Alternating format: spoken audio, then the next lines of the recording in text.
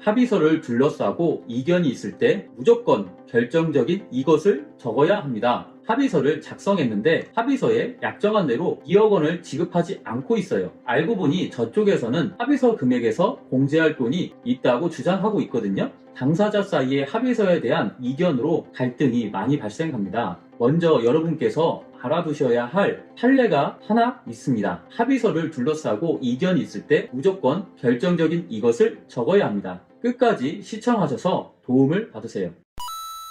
안녕하세요. 부동산 전문 변호사 박순배 변호사입니다. 저희 사무실에 29세의 청년이 찾아왔어요. 합의서를 작성했는데 합의서에 약정한 대로 2억 원을 지급하지 않고 있어요. 알고 보니 저쪽에서는 합의서 금액에서 공제할 돈이 있다고 주장하고 있거든요. 합의할 때 그거 다 계산해서 합의한 것인데 상대방이 억지를 부리는 거예요. 변호사님, 2억 원을 다 받을 수 있을까요? 결론적으로 말씀드리자면 제 의뢰인은 약정금 소송을 제기해 전부 승소 판결을 받았습니다.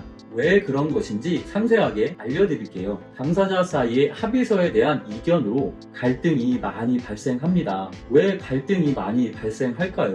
합의서에 대한 해석의 여지가 많기 때문입니다. 서로 자기에게 유리한 방향으로 해석을 하기 때문이죠. 대법원은 처분 문서는 진정 성립이 인정되면 특별한 사정이 없는 한 처분 문서에 기재되어 있는 문헌의 내용에 따라 당사자의 의사 표시가 있었던 것으로 해석하여야 한다. 그러나 당사자 사이에 계약의 해석을 둘러싸고 이견이 있어 처분 문서에 나타난 당사자의 의사 해석이 문제되는 경우에는 문헌의 내용, 그와 같은 약정에 이루어진 공기와 경위, 약정으로 달성하려는 목적, 당사자의 진정한 의사 등을 종합적으로 고찰하여 논리와 경험의 법칙에 따라 합리적으로 해석하여야 한다라고 판시하고 있습니다. 여기서 처분문서란 당사자가 계약을 할 때 자신의 의사를 표현하는 계약서나 약관과 같은 문서를 말합니다. 의뢰인이 작성한 합의서도 처분문서에 해당합니다. 앞에 판례를 보시면 처분문서에 나타난 당사자의 의사 해석이 문제되는 경우 문헌의 내용과 그와 같은 약정이 이루어진 동기와 경위, 약정으로 달성하려는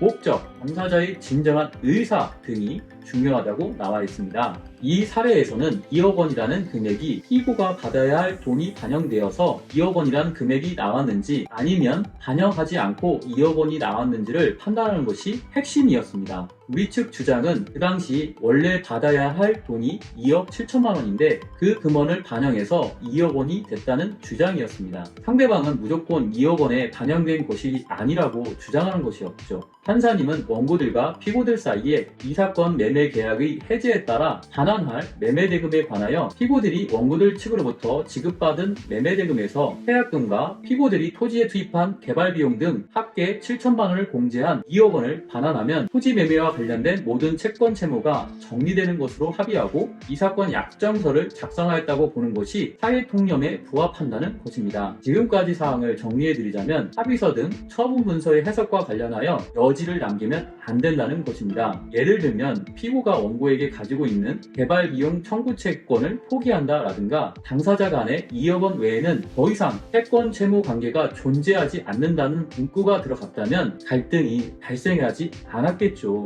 그래서 여러분도 합의서를 작성할 때 해석의 여지가 없도록 이러한 문구를 작성하셔서 이러한 갈등이 발생하지 않았으면 좋겠습니다. 지금까지 30분 내의 상담으로 친절하게 정확한 솔루션을 제공하는 박순배 변호사였습니다. 구독과 좋아요를 눌러주시면 좋은 영상을 계속 볼 수 있습니다. 궁금하신 사항이 있으면 댓글로 남겨주세요. 감사합니다.